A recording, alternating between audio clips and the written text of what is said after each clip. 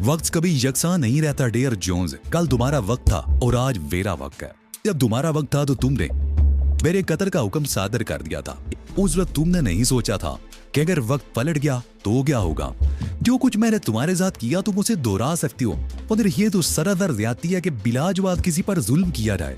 नहीं, ये ज्यादती नहीं है। अगर होती तो तुम कभी फलस्तीन के निहत्ते लोगों पर बमबारी ना करते। तुम्हारे इस तर्ज अमल से साबित होता है कि जुल्म करना बहुत अच्छी बात है। तो जब ये अच्छा काम तुम्हारे साथ हो रहा है तो तुम इस पर शोर क्यों मचा रहे हो? तुम्हें तो खुश होना चाहिए। जॉन ने एक बार फिर याद करना शुरू कर दी। वो बुरी तरह गिड़गिड़ा रहा था। यहाँ डॉक्टर मौजूद है। जॉन, मेरा कहना तुम्हें इंजेक्शन की जरूरत महसूस होना शुरू हो गई है। जब तकलीफ नाकाबिले बर्दाश्त हो जाए और तुम्हें इंजेक्शन की जरूरत महसूस होने लगे तो बता देना, लेकिन ख्याल रहे कि इंजेक्शन तुम्हें उसी सूरत में दिया जाएगा जब तुम जबान खोलने पर आमादा हो जाओगे। जॉन ने दादोवर याद का सिलसिला एक बार फिर शुरू कर दिया, मगर मैंने उसकी तरफ से कान बंद कर लिए थे और अपने साथियों को बैठने का इशारा करता हुआ खुद भी बैठ गया था। क्लारा मुज़दरिब नजर आ रही थी। सागा खुश था, जबकि तहजीब और बूढ़ मुतमईन थे। उन्हें भी मेरी तरह यकीन हो गया था कि जोंद कुछ न कुछ जरूर जानता होगा। बाज़ औक़ात कुदरत इस तरह मेहरबान होती है कि हैरत होने लगती है। मैंने कहा, हम खुद से लाख कोशिश करते मगर जोन्स पर इससे बेहतर तशद्दुद नहीं कर सकते थे। तुम आराम तरफ होते जा रहे हो चीफ, बूढ़ ने कहा। ऐसे तशद्दुद से क्या फायदा है जो खुद ब खुद हो रहा हो?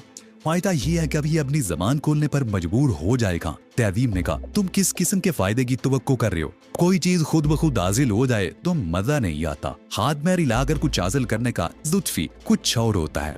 तुम अगर कहना क्या चाह रहे हो? मैंने बूढ़ को बगौर देखते हुए कहा। डॉक्टर ने बताया कि जोन्स को हिलने जुलने से भी तकलीफ होगी। अगर तुम्हें इजाजत दो तो मैं इसे हिलाता जुलाता रहूंगा। अगर तुम्हारी गर्दन इसकी गिरफ्त में आ गई तो टूटे बगैर नहीं निकल सकेगी, क्लारा ने कहा। तुम तो उसके करीब भी मत जाना, वो मेरी गर्दन तोड़ेगा और चीफ यहाँ बैठा तमाचा देखता रहेगा। बूढ़ ने बुरा समूह बनाकर कहा, कुछ तो अकल की बात किया करो मैडम क्लारा। मैं गलत नहीं कह रही, उसे गर्दन तोड़ने का माया तस्वुर किया जाता है। उसकी हालत तो ये हो रही है कि खुद से हिल जुल भी नहीं सकता। गर्दन क्या खाक तोड़ेगा? तुम्हें इतना ही एतमाद है तो जाओ जाकर तजर्बा कर लो, क्लारा ने कहा। उसके लहजे से शरारत डपक रही थी। मैं तुमसे नहीं, चीफ से इजाजत मांग रहा था, बूढ़ ने वसीले लहजे में कहा। हम लोग अपने चीफ के सिवा किसी और की नहीं सुनते। बूढ़ की बात सुनकर बूझे और दहलीज दोनों को हंसी आ रही। क्लारा की बातें सुनकर बूढ़ खौफजदा हो गया था और अब जॉन के करीब जाने से बचने के लिए मेरा सहारा लेने की कोशिश कर रहा था। जब जॉन और तुम्हारे चीफ की पहली झड़प हुई थी उस वक्त उसने उसकी गर्दन ही पकड़ी थी, क्लारा बोली। यकीन ना आए तो अपने चीफ से पूछ लो। पूछने की क्या जरूरत है? बूढ़ ने वहां अंदाज में कहा। मैं क्या देख नहीं सकता कि चीफ की गर्दन सही सलामत है? और सिर्फ इसलिए सलामत है कि वो तुम्हारे चीफ की गर्दन है। किसी और की गर्दन होती तो भी गर्दन ही कहलाती, मगर टूटी हुई। तुम ख्वाह मुखा मुझे दहलाने की कोशिश कर रही हो। बूढ़ किसी से नहीं डरता, तुम्हारी कोशिश जाया हो जाएगी। क्लारा की कोशिश जाया नहीं हो रही थी बल्कि रंग ला रही थी। बूढ़ बुरी तरह खौफजदा हो गया था मगर अपना खौफ जाहिर नहीं करना चाहता था। मैं तो सिर्फ जीव के इशारे का मुंतजिर हूँ। इधर जीव ने इशारा किया और इधर मैंने जोन्स को हिलाना जुलाना शुरू किया। तुम्हें खतरे से आगाह करना मेरा फर्ज था, क्लारा ने बेपरवाही से कहा। वैसे ये बादी तो हरगिज नहीं कहलाएगी कि तुम एक ऐसे शख्स को तकलीफ पहुंचाओ जो हिलने जुलने से भी माजूर हो। मुझे यूं लगता है चीफ जैसे मादाम क्लारा अपने जोन्स को बचाने की कोशिश कर रही है। क्लारा ने बूढ़ को घूर कर देखा। वो कुछ कहना बीच आ रही थी कि इससे कबल ही तहजीब बोल पड़ी। ये बहुत बुरी बात है बूढ़, क्लारा हमारी साथी की हैसियत रखती है। तुम्हें उसे बात करते हुए मोहतात रहना चाहिए। बस पूरी दुनिया में एक बूढ़ को ही मोहतात रहना चाहिए, बूढ़ ने झुंझला कर कहा। और जिसका जो जी चाहे करता फिरे। मनमानी करने की इजाजत तो खैर किसी को भी नहीं दी जा सकती, तहजीब ने कहा। हर एक के लिए कुछ न कुछ हदें जरूर मुतय्यन होती हैं। बूढ़ बुरा सा मुंह बनाकर इधर उधर देखने लगा। जॉन ने कदरे वावेला करने के बाद चुप साध ली थी। सागा उन दोनों की ऊट पटांग बातें हैरत से सुन रहा था। उसकी समझ में ये बात ना आ सकी कि ज्यादातर गुफ्तगू दरअसल जॉन को सुनाने के लिए की गई है ताकि वो ज्यादा से ज्यादा खौफजदा हो जाए और मालूमात जल्द अज जल्द फराहम कर दे। तुम देख लेना जॉन तुम्हें गलत मलत मालूमात फराहम करेगा। बूढ़ से ज्यादा देर चुप नहीं रहा गया। और तुम्हारे ख्याल में मैं इतना कामड़ हूं कि इसकी सारी बातों पर यकीन कर लूंगा? मैंने कहा, ये तो बुनियादी उसूल है बूढ़ के। जब भी इस तरह की मालूमात हासिल होती हैं तो पहले उनकी तस्दीक की जाती है। तहजीब ने हैरत से कहा, समझ में नहीं आता कि तुम्हें हो क्या गया है।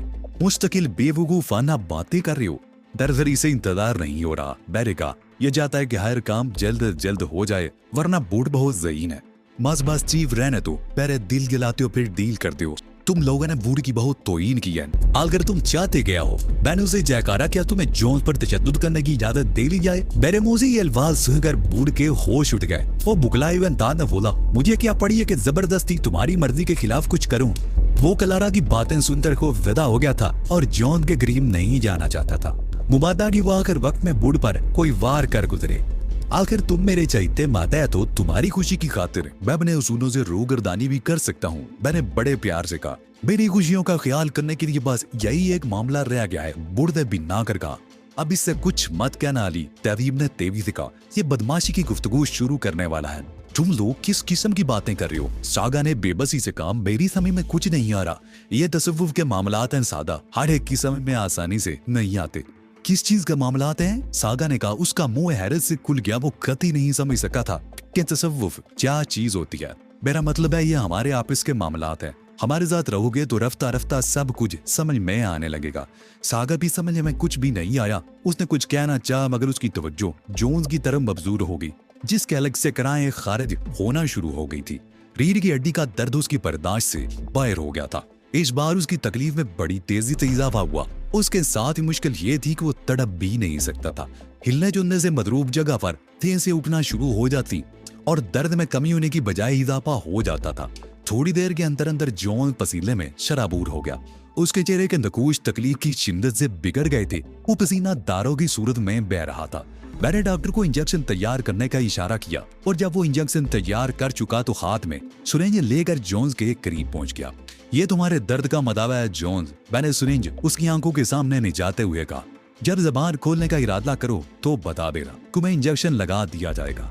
जोन के चेहरे पर इतनी शदीद तकलीफ के बावजूद नफरत के आसार दिखाई दिए और उसने नफी में सर हिला दिया। उसने कुछ कहने की कोशिश भी नहीं की थी मगर उसी वक्त दर्द की एक तेल तेज उठी और उसके मुंह से चीख निकल गई। मुझे मालूम है कि तुम बहुत कुछ जानते हो, मैंने सफाकी से कहा। अगर तुम जबान खोलने पर आमादा ना हुए तो हम तुम्हें यूं ही मरने के लिए छोड़कर चले जाएंगे। जोन के तड़पने का मंजर देखना आसान नहीं था। उसके लिए भी ये तकलीफ ज्यादा देर झेलना मुमकिन नहीं था। हम उस पर कितना ही तशद्दुद क्यों ना कर लेते, उसे इतनी अजियत नहीं पहुंचा सकते थे जितनी इस तकलीफ के बायस हो रही थी। फिर 10 मिनट के अंदर अंदर जॉन की कुव्वत बर्दाश्त जवाब देगी और उसने जबान खोलने के लिए रजामंदी जाहिर कर दी। मेरे इशारे पर डॉक्टरों ने आगे बढ़कर उसे दर्द जायल करने वाला इंजेक्शन लगाया। इंजेक्शन लगने के चंद मिनट के अंदर अंदर जॉन ने पुरसुकून होना शुरू कर दिया। फिर उसकी करबनाक चीखें थम गई। अब वो गहरे गहरे सांस ले रहा था। उसका पूरा लिबास पसीने में तर बतर हो रहा था। तुमने अक्लमंदाना फैसला किया है जॉन, मैंने उसके करीब जाकर कहा। तुम्हारी जो थोड़ी बहुत जिंदगी रह गई है उसे तकलीफ में क्यों गुजार रहे हो? मैंने कभी सोचा भी नहीं था कि कभी मुझे अपने बदतरीन दुश्मन से ताउन भी करना पड़ेगा। आदमी सोचता कुछ है और होता कुछ है। लिहाजा तुम इस चक्कर में मत पड़ो और हाई कमान के बारे में अपनी मालूमात से आगाह करो। तुम हाई कमान के बारे में मालूमात हासिल करके करना क्या चाहते हो? जॉन ने कहा। मुझे अंदाजा हो गया कि मुआबी मालूमात फराहम करने से गुरेजा है। मैं तुम्हारी हाई कमान की दावत करूंगा, मैंने मज़ेदार अंदाज में कहा। अफसोस उस वक्त तक तुम जिंदा ना रहोगे। अगर जिंदा रहे तो तुम्हें भी दावत में जरूर शरीक करूंगा। मुझे बताओ हाई कमान के बारे में तुम क्या जानना चाहते हो? उसने अटक अटक कर कहा। जब तुम हाई कमान का लफ्ज इस्तेमाल करते हो तो उससे तुम्हारी क्या मुराद होती है? मैंने पूछा। जॉन ने शायद बैरी कुछ तय कर लिया था, इसलिए कि मेरे सवाल का जवाब उसने फौरन दिया। हाई कमान का लफ्ज मुर्शियावड़ के लिए इस्तेमाल किया जाता है। बहुत खूब, मैंने तंदिया लहजे में कहा। मालूम होता है अभी तुम्हारा दिमाग ठिकाने नहीं आया, तभी बेरवानी से झूठ बोल रहे हो। फम मैं तुम्हें किस तरह यकीन दिलाऊं? उसने बेबसी से कहा। अपनी यादाश्त पर जोर दो जॉन, मुमकिन है तुम्हें कुछ याद आ जाए कि हाई कमान में कुछ और लोग भी शामिल है। हो सकता है कि मोशियावड़ के अलावा कुछ और लोग भी हों मगर उनसे कभी मेरा वास्ता नहीं पड़ा। जॉन ने कहा। अपनी मालूमात की हद तक तुम्हें सच ही बोल रहा हूँ। तब तो तुम्हें डूब मरना चाहिए जॉन, मैंने कहा, इसलिए कि तुमसे ज्यादा मालूमात तो मुझे वैसे ही हासिल है। तुम पर कोई पाबंदी नहीं, जबकि हमें कुछ जदूद के अंदर रहकर काम करना पड़ता है। अच्छा यही बता दो कि तुम्हारे मोशियावड़ साहब से कहाँ मुलाकात हो सकती है? मैंने तंजिया लहजे में पूछा। कोई नहीं जानता, जॉन ने बर्राई हुई आवाज में कहा। यकीन ना आए तो क्लारा से पूछ लो। किसी और को बीच में लाने की जरूरत नहीं। इस वक्त बेली और तुम्हारी गुफ्तगू हो रही है और तुम्हारा मौक़िफ़ ये है कि तुम सुपर ईगल के बारे में कुछ नहीं जानते। मेरे मुंह से सुपर ईगल का लफ्ज सुनकर जॉन चौंक पड़ा। सुपर ईगल के बारे में तुम्हें क्लारा ने बताया होगा? मैंने कहा ना कि किसी और को बीच में लाने की कोशिश मत करो। तुम क्या समझो मैं तुम्हारे सुपर ईगल से वाकिफ नहीं हूँ? हिटल का कोई गद्दार ही तुम्हारी मालूमात का जरिया बना है। जॉन्स ने नफरत से कहा। यानी तुम इतराफ कर रहे हो कि सुपर ईगल से वाकिफ हो? मैंने खेल लहरी में कहा हाँ, और तुम्हें ये भी चेहरा ही करता हूँ कि तुम मेरी जबान से उनके लिए एक लफ्ज भी नहीं निकलवा सकोगे। तुम फिर बैग रहे हो जॉन। तुम भूल रहे हो कि मुझे ताउन ना करने की सूरत में तुम्हें तड़प तड़प कर जान देनी पड़ेगी, चाहे कुछ ही जीव ना हो। लेकिन मैं ऐसी कोई हरकत नहीं कर सकता जिससे ईगल को नुकसान पहुंचे। अहमकाना बातें मत करो। ईगल को नुकसान पहुंचाने के लिए मुझे किसी से मालूमात हासिल करने की जरूरत नहीं। मुझे यही करना होता तो करता रहता। जजीरा मर्ग तबाह हो गया, बोटेल में ईगल के एजेंटों का सफाया हुआ और उसके बाद यहाँ शीगुराई में ईगल को बेबना नुकसान पहुंचा। अब मैं चाहूं तो ईगल को दीगर ममालिक में इसी तरह नुकसान पहुंचाता रहूं। मुझे कौन रोकेगा? है ना, तुम मुझे बताओ कि तुम सुपर ईगल के बारे में क्यों मालूमात हासिल करना चाहते हो? इसलिए कि मैं इस जंगो जदल से तंग आ चुका हूँ और मुफाहमत की कोई राह निकालना चाहता हूँ। जॉन ने बेतबारी से मुझे देखा। मुझे बेवकूफ वत बना वाली ये मकसद तो तुम किसी तरह भी हल कर सकती हो। इस मकसद के उसूल के लिए तुम्हारे दिल में कोई मुतबादल तरीका हो तो बताओ, मैं उस पर जरूर अमल करूंगा। तुम मुझे आवड़ से मुज़ाकरात कर सकती हो। मैं तुम्हें उनसे बात करने के लिए ट्रांसमीटर की फ्रीक्वेंसी फराहम कर सकता हूँ। मैं उससे बात नहीं करना चाहता। मैंने कहा वो एक यार आदमी है, ताकत उसका दीन ईमान है। वो मुफाहमत की राह बनाने की बजाय मुझे जेर करने के चक्कर में पड़ जाएगा। तुम्हारी बात करीम क्यास है। जॉन ने चंद लम्हे सोचने के बाद कहा, लेकिन सुपर ईगल से बात करके भी तो कोई नतीजा बहरहाल नहीं निकलेगा। मैं नतीजा निकाल लूंगा, तुम इसकी फिक्र मत करो। मुझे मालूम है कि पांचों सुपर ईगल मुत्तफिक हो जाएं तो रैंडल बेबस हो जाएगा। जिस तरह तुम्हें मोशी आवड़ की तरफ से धोखे का दे जाए, उसी तरह वो पांचों भी तुम्हें धोखा दे सकती हैं। जोन्स ने कहा, मैं उन्हें यही तो समझाऊंगा कि इस किस्म के कामों में यहूदियों की इन हरकतों की वजह से ईगल और दीगर सियोनी तंजीमों को हमेशा नुकसान पहुंचाए, और अगर वो मेरा पीछा छोड़ दें तो इसमें उन्हीं का भला है। जोन एक बार फिर सोच में डूब गया। तुम्हारी बातें दिल को लगती हैं। उसने कहा, मेरा ख्याल है वो लोग मान जाएंगे, लेकिन मुश्किल ये है कि मुझे सिर्फ एक के बारे में पता है। एक भी बहुत है। मैंने खुश होकर कहा, उस एक के जरिए बकिया 4 से भी राब्ता हो जाएगा। मैं बहुत खतरनाक हरकत कर रहा हूँ, लेकिन ईगल के बेहतरीन मफाद में कर रहा हूँ। जॉन ने एक तवील सांस लेकर कहा, S1 इन दिनों गोटे हिल में है। उससे ट्रांसमीटर का तो दाम भी बदलो जॉन। मैंने उसकी बात काट कर कहा, ट्रांसमीटर पर गुफ्तगू वैसे भी मखदूश होती है और उस पर किसी को कायल करना और भी मुश्किल होता है। वो एक बहुत बड़ा सनतकार है। वो इन दिनों गोटे हिल में कारें बनाने की कंपनी कायम करने के सिलसिले में मुकीम है। तुम मेलिनोव की बात तो नहीं कर रहे? मैंने जों कर कहा, जो है तो रूसी वतर उसके पास अमेरिका की शहरियत है। हाँ, मैं उसी मेलिनोव की बात कर रहा हूँ। वो अपने अमले समेत गोटेज में मुकीम है और शायद कुछ रोज और मुकीम रहेगा। अगर यही बात तुम पहले बता देते तो हमारे दरमियान मामला नायत कुछ असलूबी से तय हो जाता। लेकिन इस बात की क्या जमानत है चीफ कि जॉन ने जो कुछ बताया वो दुरुस्त ही हो? बूढ़ ने कहा, मेरा ख्याल है जॉन ने गलत बयानी नहीं की। मैंने कहा, इसलिए कि बेलिनोव की गोटेल में मौजूदगी मेरे इल्म में है। बेलिनोव तो गोटेल में है। तहजीब बोली, लेकिन क्या जरूरी है कि उसका ईगल से कुछ ताल्लुक भी हो? इस मामले में धोखे का इम्कान है, मगर बहुत कम। मैंने कहा, क्यों जो तुम्हारा क्या ख्याल है? झूठ बोलने से अगर मेरी जान बच जाने के इम्कानात होते तो मैं जरूर झूठ बोलता, लेकिन मैंने तो ईगल के मफाद में जबान खोली है। इससे झूठ बोला है अली। क्लारा की आवाज ने मुझे चौंका दिया।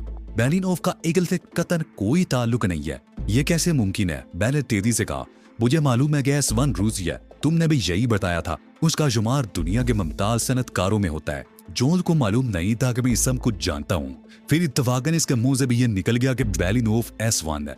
ऐसा झूठ मेरी समझ में नहीं आता जो हमारी मालूमात से इस हद तक मुमासलत रखता हो। अगर मैं उससे जाती तौर पर वाकिफ ना होती तो शायद मैं भी इसकी बात पर यकीन कर लेती। क्लारा ने कहा, तुम्हें शर्म करनी चाहिए क्लारा। जोन गुर्राया, जाती बवाद की खातिर तुम पूरी यहूदी कौम से गद्दारी पर आमादा हो। मैं इस बात की कायल हूँ कि यहूदी कौम के हर फर्द को जिंदा रहने का हक हासिल है।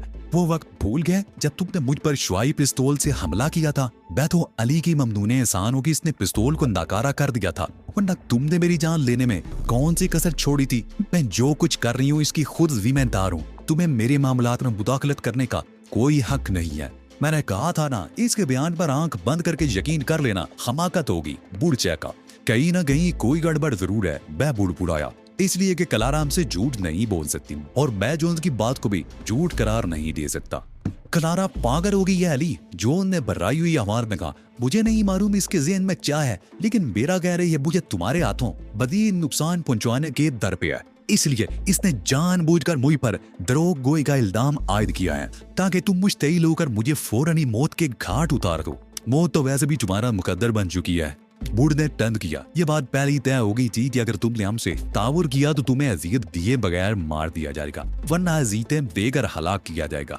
मुझे इतराफ है कि मैंने जो हरकत की उसकी वह सजा को मुस्तहिक हूं, लेकिन मुझे ये भी यकीन है कि अगर मैंने अब भी तुमसे ताउन किया तो अली मेरे साथ अब भी ज़ियायत बरस सकता है। इसका मादी इस बात का गवाह है। आखिर इसने ओली बाबड़ को सैकड़ों मरतबा जिंदगी बख्शी है कि नहीं? तुम्हें बड़ी जिंदगी से इतना ही प्यार है जॉन्स, बैलेंस की आंखों में देखते हुए कहा। जिंदगी किसे प्यारी नहीं होती अली, जॉन ने बर्राई हुई आवाज में कहा। अगर ये बात ना होती तो मैंने अब भी तुमसे गलत बयानी से काम लिया होता। मैंने एक जमीन सांस ली। मुझे जोन्स की बात पर पहले ही यकीन था, मगर क्लारा का इसरार था कि उसने गलत बयानी की है। बज़ाहिर क्लारा के लिए भी कोई ऐसी वजह नजर नहीं आती थी जिसकी बुनियाद पर मैं उसके बयान को झूठ करार देता। तो फिर सवाल ये था कि इन दोनों में से कौन सच्चा और कौन झूठ बोल रहा है। इस सवाल का जवाब मुझे ही हासिल करना था। सुनो, हम बेलिनोव के बारे में छानबीन करेंगे। बूढ़ ने कहा। अगर गलत का ताल्लुक साबित ना हो सका तो ये तुम्हारा अपना कसूर होगा। जॉन ने बड़े इत्मीनान से कहा। इसलिए कि ईगल से उसका ताल्लुक साबित करना आसान नहीं होगा। देख रही है चीफ, वुड ने फातिहाना अंदाज में मेरी तरफ देखा। इसका झूठ साबित हो गया। जॉन्स ठीक कह रहा है वुड, तहदीब ने कहा। अगर वो वाकई सुपर ईगल में से एक है तो कभी उसका एतराफ नहीं करेगा। इस तरह तो कभी फैसला ही नहीं हो सकेगा। क्लारा बोली। जब उसका ईगल से कोई ताल्लुक है ही नहीं तो उसका एतराफ किस तरह कर लेगा? यही तो उलझन है। फिर इसका फैसला किस तरह होगा? तहदीब ने मेरी तरफ देख कर कहा। क्या तुम्हें ये बात मालूम है कि सुपर ईगल की तादाद कितनी है? अचानक मैंने जॉन से पूछा।